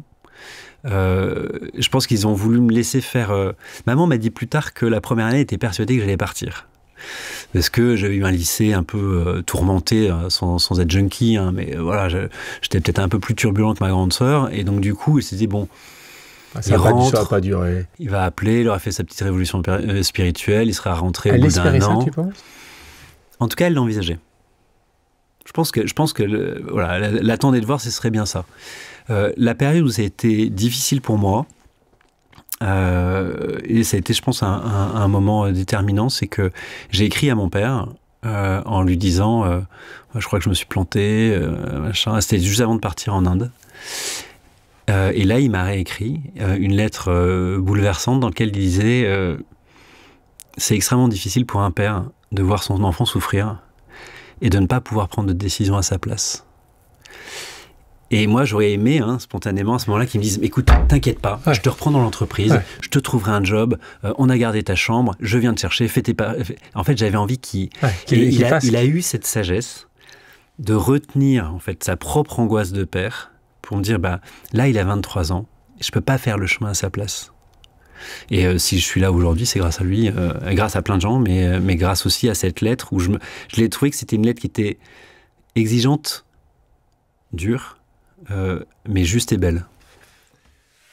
Je te retrouve quelques années après, puisque quand tu vas être ordonné, on va t'envoyer commencer à faire le travail que tu voulais faire depuis tant d'années, c'est-à-dire parler, évoquer, échanger, discuter, protéger des gens de la communauté. Et là, je te retrouve dans la France rurale. Et là, tout de suite, t'es frappé par, tu dis, la déchristianisation de notre pays, où là, tu te redis, d'ailleurs, tu as un mot que tu utilises, tu dis, c'est l'EHPAD. Comment tu dis encore? Tu te retrouves avec une moyenne d'âge de 70 ans, dans ta communauté? Alors, dans le clergé diocésain, grosso modo, c'est sûr que quand j'allais aux réunions de prêtres, moi je suis jeune prêtre, j'ai 28 ans, j'arrive en période en secteur plutôt rural. T'imagines, tu célèbres ta première messe dans ta petite paroisse. T'as qui en face de toi? Là, t'as une trentaine de personnes. Je pense que 2/3 ont des sonnettones. Il y a un écho complètement merdique. Et puis, à la fin de la première messe que je célèbre, il y a quelqu'un qui me vient voir à la sacristie, qui me prend le bras en disant « J'ai rien compris de ce que vous avez dit, mais ça fait plaisir de voir un jeune prêtre. » Et là, tu dis « Putain, j'ai fait 10 ans d'études pour que... » Enfin, pour ça, j'ai trouvé ça assez dur de me rendre compte de ce que moi j'avais vécu dans une espèce d'aquarium de Cato, voilà. Mais t'espérais quoi? T'espérais qu'il y allait avoir 500 personnes qui avaient 22 ans? J'ai pris conscience que c'était un vrai sacerdoce. En fait, de l'urgence qu'il y avait à essayer de continuer à transmettre ce message. Je dis parfois que l'évangile est un message absolument magnifique. Moi, je suis amoureux de Jésus. Je trouve que c'est un exemple de vie qui est inspirant. Je trouve que son message est à la fois fort exigeant. Je trouve que ce message sur le salut, sur la miséricorde, sur la vie éternelle, c'est quelque chose dont les gens ont profondément besoin. Mais parfois, il y a un problème de packaging. Et tu penses que... Et donc, comment tu pourrais... Et le rôle du prêtre, c'est de continuer à transmettre une parole qui a apparemment vieilli de 2000 ans, et de se dire, en fait, ce message-là, il y a encore quelque chose qui est actuel pour aujourd'hui. Et ça me passionne. De faire un pont, en fait, entre ce texte apparemment passée, mais qui est en fait une parole vivante. Et justement, comment tu vois ça? Parce que là, ton point, c'est dire, évidemment et heureusement, que les prêtres sont aussi là pour les personnes qui ont des sonotones et les gens qui ont 75, 85 ans et qui comptent croire et qui vont croire peut-être différemment parce qu'ils voient la fin de leur présence sur cette terre. Donc, ils ont certainement une vision, une discussion qu'ils veulent avoir avec une personne qui peut peut-être discuter sur cette discussion d'après la mort ou après la vie. Toi, qu'est-ce que tu penserais ou qu'est-ce que tu penses quand tu vois, moi, tu prends le pape François, comme tu le sais, il a redonné confiance dans beaucoup de chrétiens, et pas uniquement catholiques, et même trans-religions, de voir quelqu'un qui parlait peut-être différemment, tout en n'étant pas à 47 ans, mais aussi, par exemple, qui a des centaines de milliers de Albertine. Sœur Albertine. Tu sais, Sœur Albertine, c'est marrant parce que je l'ai eu en caté quand j'étais tout jeune prêtre. Alors, c'est absolument pas à cause de moi qu'elle a réussi sur les réseaux sociaux, mais elle habitait Compiègne quand elle était gamine et moi j'étais son prof de caté. Si tu prends Sœur Albertine, par exemple, elle fait un travail superbe, Sœur Albertine. Tu penses que c'est ça qui va être aussi important? C'est un double message, c'est un message qui est porté par Sœur Albertine qui a un peu moins de 30 ans. Est-ce que tu penses que c'est cette direction-là qui est suivie par des centaines de milliers de followers? Est-ce que tu penses que c'est un mix qu'il faut arriver à démontrer aujourd'hui entre l'un et l'autre? Comment tu voudrais que c'est... En fait, ça demande de la créativité pour ne pas répéter de façon mécanique. En fait, il faut connaître notre monde, il faut l'aimer. Il faut arrêter d'être dans une sorte de clivage où il y aurait d'un côté un monde catholique qu'il faudrait sauvegarder et puis un monde déchu qui serait notre monde aujourd'hui. Il faut aimer le monde dans lequel on vit, qui est un monde moderne où les codes ont changé, où beaucoup de choses ont évolué, pour chercher la meilleure façon de pouvoir transmettre ça. Ce qui me fait parfois un peu de peine, c'est de sentir un risque de repli identitaire en fait chez les chrétiens, parce que on est passé d'une majorité de chrétiens il y a 40 ans à aujourd'hui une petite minorité, et que du coup cette minorité elle se sent un peu comme une citadelle assiégée. Et cet esprit de citadelle assiégée, c'est un esprit un peu de combat, de lutte, de défense, un peu de croisade, qui je pense n'est pas vraiment sexy pour les mecs qui sont dehors. Donc en fait, il faut lutter contre les mouvements, les tentations identitaires, les tentations un peu de repli, et aimer le monde que le Seigneur nous invite à aimer, qui est notre monde aujourd'hui, avec plein de choses qui sont belles. Ce que tu viens de dire, je ne sais pas si j'ai pas répondu à tes questions, mais ce que j'avais envie de dire. Mais c'est ça qui est important. Tu te souviens, c'était Georges Marchais, il y a très longtemps, qui était représentant du Parti communiste, qui disait mais c'est pas votre question, mais c'est ma réponse.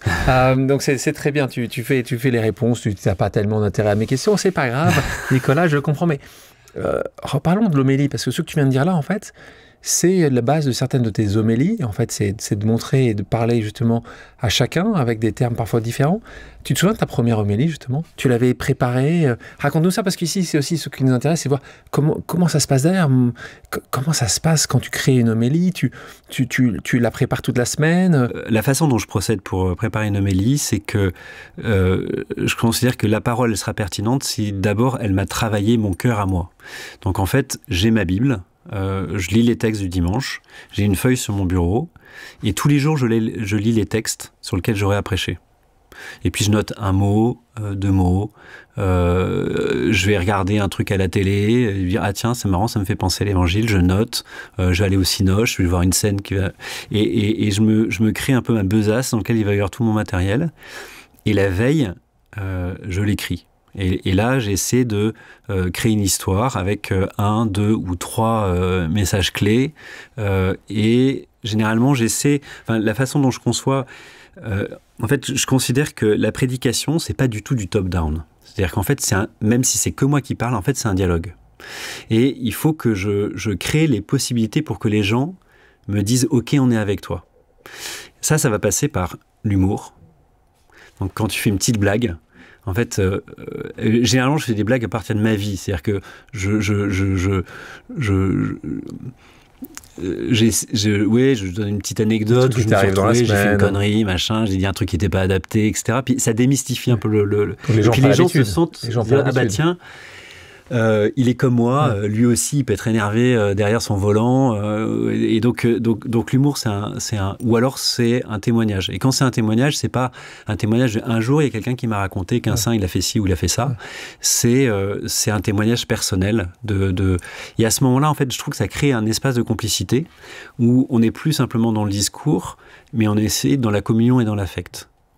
Et donc moi, c'est un peu ma méthode. C'est-à-dire que j'essaie d'avoir mon contenu, c'est-à-dire mes 3 points. La veille, et ensuite, tu écris. C'est un peu comme un smirmorque. Il faut que tu vérifies que ton smirmorque, derrière, il te suive et qu'il t'accroche. Tu l'as fait une fois avant ? Tu testes souvent ? Ouais, ça, c'est un peu aussi une méthode que je me suis prise. C'est que, puisque c'est un dialogue, je le teste avant. C'est-à-dire que j'ai 2-3 amis proches que j'appelle en disant ça te dérange pas, je te fais mon homélie.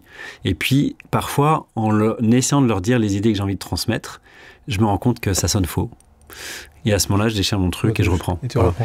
Mais parce que moi, je veux que ça soit un échange, l'homélie.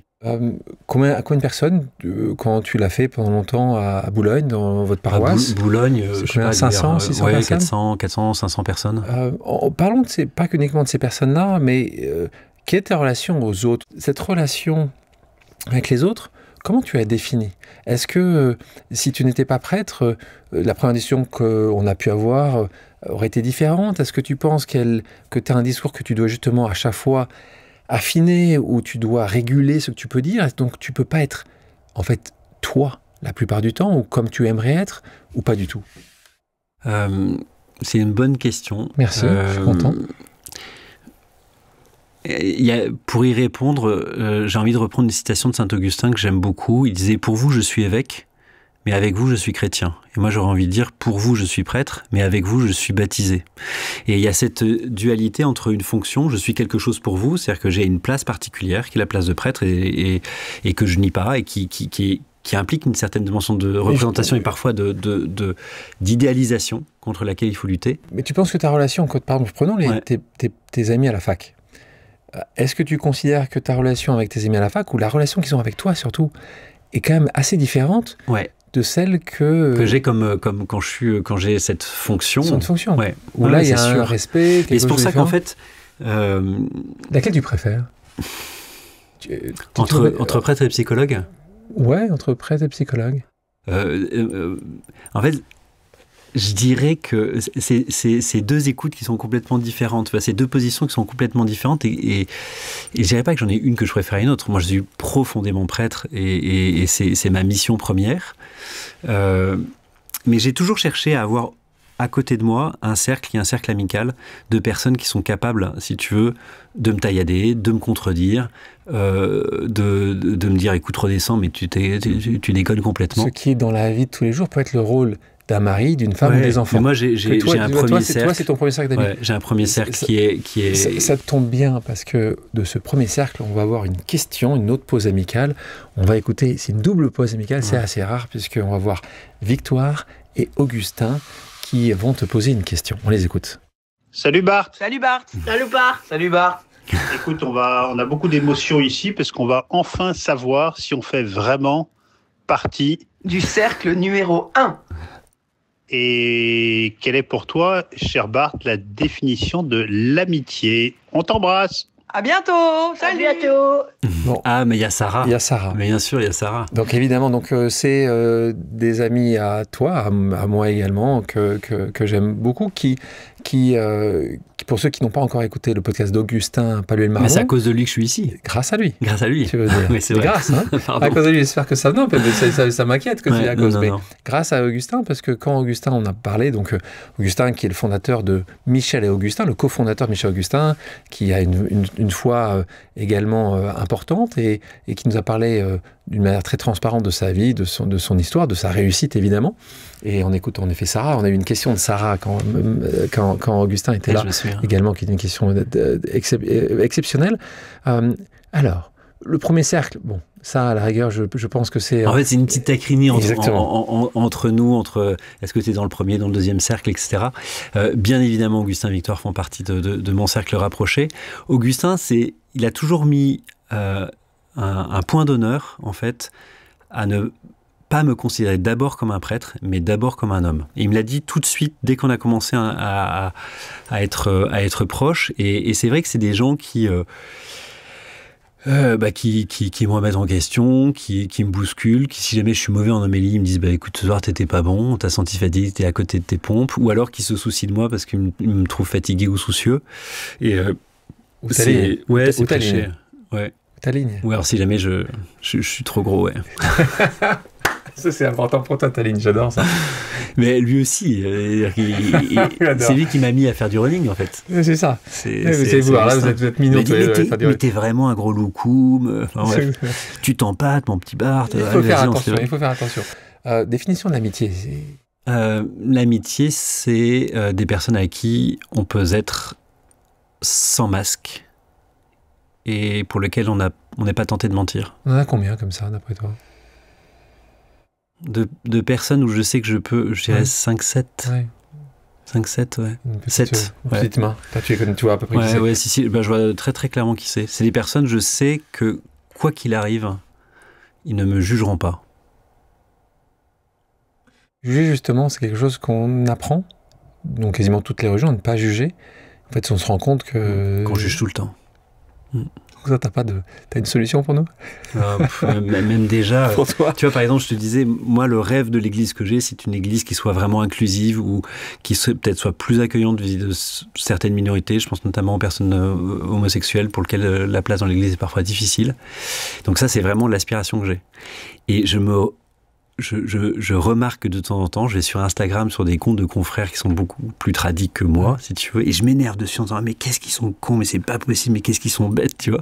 Et du coup, je rentre dans le jeu de la polarité du jugement, alors qu'en fait, c'est à l'opposé en fait de ma conviction profonde et ce que j'aimerais incarner. Et donc du coup, comment faire pour que l'Église, ça soit vraiment une maison pour tous ? C'est un vrai travail de lutter sur ces a priori, sur ces jugements. Ouais. On parlait de prêtre, on parlait de psychologue, et tu as évoqué tout à l'heure acteur. Alors ça tombe bien, parce que un rêve d'enfant, le prochain Johnny Depp, s'est retrouvé, parce qu'on t'a retrouvé dans un film. Alors on a envie d'un peu comprendre, Gad Elmaleh, là aussi, il était ici, donc il y a quelques temps de ça, écoutez, parce que c'est d'ailleurs au micro de pause où que Gad annonce, c'était avant son film, qu'il avait... une fascination, ces termes pour la Vierge Marie, enfin pour Marie, si on n'utilise pas le terme de Vierge, mais pour Marie. Raconte-nous comment ça se passe. Comment tu te retrouves à faire il y a une croix là, tu dois dire ça devant la Vierge, me paraître étonné dans le film que tu n'as pas aimé, mais comment ça se passe cette rencontre avec un des plus grands humoristes que nous connaissons en France, qui s'appelle Gad Elmaleh. Alors, moi, ça s'est fait par un texto. C'est-à-dire que j'ai appris plus tard que Gad Elmaleh, qui connaissait quelqu'un qui connaissait Augustin, Roberto Surleo, pour ne pas le nommer, qui est le producteur de la comédie, du film et de la comédie, peut-être pas du film, mais en tout cas de la comédie musicale sur Bernadette, de Lourdes. Et qui est vraiment un ami intime qui est un ami intime de Gad, et donc Gad lui parle, il dit j'aimerais bien rencontrer un prêtre pour réfléchir pour connaître un peu mieux le catholicisme, comment on fait et donc lui il était déjà en projet d'écriture de son scénario, et donc Roberto en parle à Augustin, et Augustin lui donne mon numéro de téléphone, et donc moi je reçois un texto. Bonjour, je m'appelle Gad Elmaleh, je suis comédien. Comme si, je sais pas, peut-être qu'ils s'imaginaient que j'étais vieux, j'étais dans une grotte, je sais pas trop quoi. Et moi, je pensais que c'était une blague, en fait. Et donc du coup, j'ai pas répondu au point de départ. Et puis ensuite, Augustin m'envoie un texto en disant j'ai donné ton numéro de téléphone à Gad. Tu pourrais y répondre quand même. Non, mais moi, je pensais que c'était une blague. Et donc là, je lui réponds. Il m'invite à venir travailler avec lui. Au départ, on était dans sa cuisine. Il y avait 2 scénaristes. Et puis il me pose des questions. Qu'est-ce que c'est que le baptême ? Comment se prépare au baptême ? Et puis derrière, les scénaristes qui prennent des notes sur les termes, etc. Et puis une rencontre qui durait peut-être 1 heure a duré presque 4 heures en fait. Et puis on est arrivé sur des thématiques personnelles. On est parti. Je pense qu'on avait vraiment vécu une rencontre. On a vraiment vécu une rencontre. Et puis je lui dis écoute, tu m'as invité chez toi, mais j'aimerais bien t'inviter chez moi. Et à ce moment-là, je lui propose de venir quelques jours plus tard à la messe et de rencontrer des catéchumènes. Donc il est venu à la paroisse Sainte-Cécile où j'étais curé. Et là, je crois qu'il a vécu aussi un moment Comment les Un moment fort. Comment les gens, quand ils l'ont vu arriver, est-ce que tu as vu le regard des gens? Ce que j'ai trouvé assez dingue, et vraiment je remercie mes paroissiens pour ça, enfin mes anciens paroissiens, c'est qu'ils ont respecté le fait qu'il venait dans une église pour prier. Donc il avait, tu vois, sa casquette qui était vissée, mais en même temps, les gens disaient, la Gad Elmaleh. Voilà. Parce que vraiment, mais personne n'est venu le voir. On ne doit pas avoir la tête couverte. Il est rentré la tête couverte. Il a fait attention, mais il était un peu timide pour le coup. Non, mais il garde, il faisait attention. Il a l'habitude de se protéger, Gad. Gad Elmaleh. Mais il y en a très peu qui soient venus le déranger. Et pourtant, il est venu assez régulièrement. Il avait besoin de s'approprier l'espace, etc. Et je pense qu'au point de départ, enfin, il n'avait pas forcément l'idée de me demander de jouer. Hein. En fait, il voulait simplement un partenaire pour réfléchir. Il m'a dit, est-ce que tu pourrais relire un petit peu mon scénario et vérifier que les bons termes sont OK, et que il voulait surtout pas faire quelque chose qui puisse prêter à une forme d'ironie ni sur le judaïsme. Il voulait que ça soit voilà, un humour qui reste un humour délicat. Et puis, en fait, à mesure qu'on avançait sur ce projet, à un moment, il est venu me voir en me disant, mais en fait, moi, j'ai envie que ça soit tourné sur ta paroisse, j'ai envie que ça soit avec des gens que j'aime, et qu'on dise quand même si c'est une fiction, quelque chose de ce que j'ai vécu. C'est pour ça qu'il y a ses parents dans le film. C'est pour ça qu'il y a ses parents dans le film, c'est pour ça qu'il y a Delphine Orviller dans le film, c'est pour ça qu'il y a... N'hésitez pas à regarder ce film, ça reste un peu. Ouais, c'est un beau film. C'est un film, et puis Gad, de nouveau, il est partout en France, continuez à aller le voir, il a une réussite exceptionnelle, il a une compréhension du monde qui est assez exceptionnel. Il arrive à trouver des choses, il fait rire les gens. Ce qui m'a fasciné, c'est l'étendue de sa culture. C'est-à-dire que moi, je pensais que c'était un peu un mec bling-bling, etc. Je voyais Monaco. Et en fait, c'est un bosseur. Ouais. Mais c'est vraiment quelqu'un qui travaille, qui se lève tôt, qui aime lire, qui a une connaissance complètement dingue du jazz, qui aime l'histoire, qui joue d'ailleurs. Qui aime aussi le cinéma. Enfin, c'est quelqu'un qui est assez fascinant, qui est fidèle en amitié. Qu'est-ce que tu me parlais de ta communauté qui l'a accepté. Comment tu as trouvé justement une certaine partie de sa communauté juive, qui a été étonnée, qui a été parfois blessée, choquée par... Alors ceux qui ont été choqués, moi je les ai pas rencontrés. Moi c'était un moment vraiment très beau de ma vie, parce que ça m'a permis de m'ouvrir au judaïsme et de rencontrer des juifs, certains qui sont... fait Shabbat. Exactement, je suis allé à la synagogue. Enfin, j'ai découvert un univers que je connaissais pas du tout, et ça m'a ouvert à cette amitié avec Delphine, qui est aujourd'hui une très proche. On va s'arrêter de nouveau pour une nouvelle pause amicale. On va entendre cette question posée par notre ami Gad. Bonjour mon cher Bart, bonjour mon ami, bonjour mon frère et bonjour mon père. Je sais que tu travailles maintenant depuis plusieurs mois aux côtés de détenus dans les maisons d'arrêt. Je connais ton engagement, je connais ta mission, ta passion. Je voudrais savoir, avec l'expérience que tu as vécue jusqu'à aujourd'hui, aux côtés d'humains, d'âmes, de cœurs privés de liberté, des grandes libertés, je voulais savoir s'il existait, et si tu avais vu et ressenti et découvert d'autres libertés et une forme de liberté intérieure dans ces cœurs, dans ces âmes. Voilà, je voulais partager ça avec tous les auditeurs. Merci. Belle question, hein. Donc ça, c'est ce que tu fais. Voilà. Donc aujourd'hui, en fait, 5 jours par semaine, je suis enseignant-chercheur, et puis j'ai une petite consultation comme psychologue. Et puis 2 jours par semaine, je m'occupe de la détention. Et donc je célèbre la messe, quelques entretiens avec les détenus. Donc en tant qu'aumônier, on a la possibilité de les visiter en cellule. Donc et d'ailleurs, c'est une expérience qui est assez bouleversante, parce que leur cellule, ça reste leur dernier espace.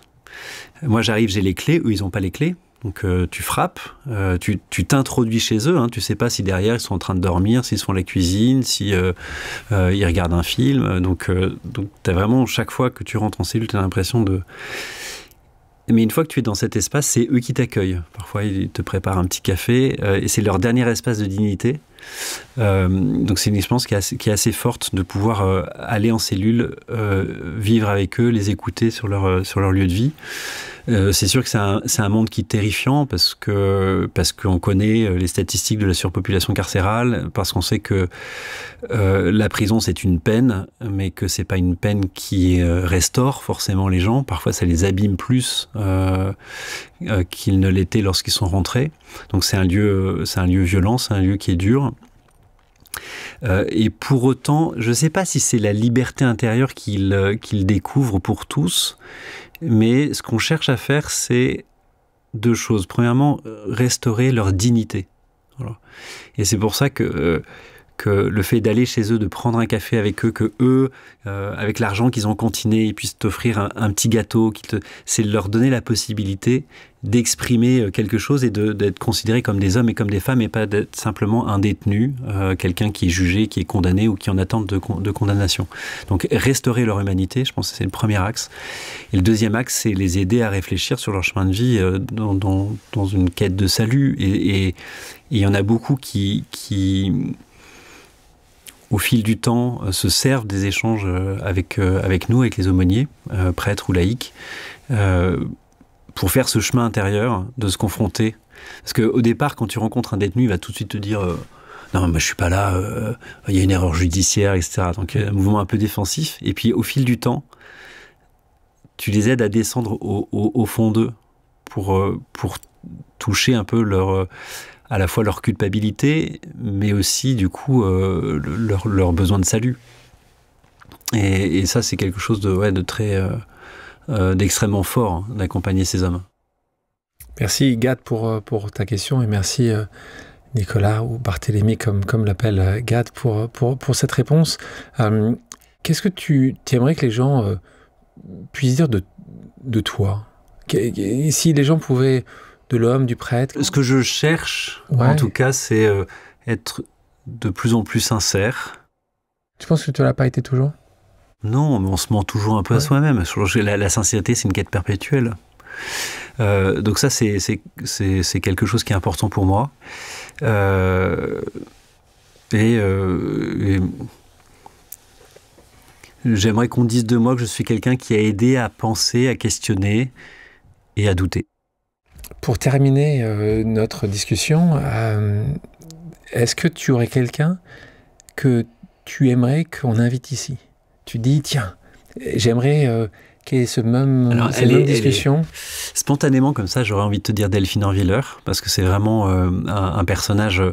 Elle est intervenue beaucoup elle intervient beaucoup sur toutes les questions qui touchent le conflit israélo-palestinien, et elle a une parole assez engagée et assez forte là-dessus. Mais je pense qu'elle est assez pudique, et sur les raisons qui l'ont conduit à devenir rabbine, je pense que c'est quelqu'un qui aurait une très très belle parole à transmettre. Eh bien, on va l'inviter, Delphine Orwiller. Et une dernière question, toi qui fais peu de pauses, en tout cas qui est souvent entre tes différentes activités, on vient d'en parler, s'il y a un endroit où tu aimes faire une pause, c'est où cet endroit? Si tu dis cet endroit-là, je suis bien et je peux souffler, c'est où? Sur un bateau. Moi, j'aime beaucoup la voile, même si depuis quelques temps, j'ai un peu plus le mal de mer. C'est ennuyeux, ça. Ouais, c'est ennuyeux, mais bon... tu sais qu'ils ont, on vomit une fois. T'as eu ton vie, hein. Je pense que tous les marins, ils ont plein de méthodes. Hein. Mais donc toi, c'est là où t'es bien? Ouais, c'est là où je suis bien, parce que c'est le seul espace où je suis obligé de me mettre au rythme de la nature. C'est-à-dire que tu as envie d'aller dans une direction, mais le vent te permet pas d'y aller, t'y vas pas. Voilà. S'il y a pas de vent, tu vas être là un peu lentement. En fait, ce n'est pas que ta décision, c'est ça. En fait, je suis obligé de me mettre dans un rythme qui est pas le mien. Et en fait, c'est un espace, c'est presque de l'hygiène, tu vois. Enfin, et puis aussi, je trouve que le bateau... Il y a un endroit que tu aimes bien faire du bateau? Alors, beaucoup en Bretagne. J'aime énormément le coin entre Quiberon, Belle-Île, l'Île-Dieu. Voilà, c'est une côte que j'aime énormément. Et je trouve qu'aussi, la dernière chose, c'est que quand tu es sur un bateau, tu es plusieurs. Et c'est un lieu, en fait, où on est un peu suspendu, où on n'est que là, entre nous. On n'a pas sur notre téléphone portable. Et donc, du coup, on peut faire des rencontres authentiques. Ouais. Et j'aime ça. Puis c'est le contact avec la nature, c'est l'embrun, c'est le fait d'être un peu mouillé, c'est le soleil, c'est le vent, c'est du bien. C'est la vie. Ouais. Nicolas/Barthélémy. Merci de ton temps, merci de ta parole qui est vraie. Donc c'est un bonheur de t'avoir eu avec moi aujourd'hui. Est-ce qu'il y a quelque chose qu'on a oublié, quelque chose dans ton cahier que tu avais noté, que tu avais dit tiens, je vais absolument pas regarder ce que j'ai mis. 272, j'aurais dû dire ça. Non, ça va. Non, j'ai passé un excellent moment avec toi. Je savais, pour avoir entendu un certain nombre de tes podcasts, la qualité de ton écoute et la bienveillance. Et donc du coup, malgré mes réticences, j'étais rassuré d'être là et j'étais très heureux de passer ce moment avec toi. Merci à toi d'être là. Merci à toutes et à tous d'avoir pris le temps de faire une pause avec nous. J'espère que l'émission vous a plu, inspiré ou fait réfléchir. Si c'est le cas, je compte sur vous pour le partager avec vos proches, laisser un commentaire et mettre la note de 5 étoiles sur les plateformes d'écoute. Si vous voulez me suggérer des invités ou simplement me faire part de retours, vous pouvez me contacter via LinkedIn en tapant Alexandre Mars ou bien m'écrire à l'adresse suivante, le podcast pause@gmail.com.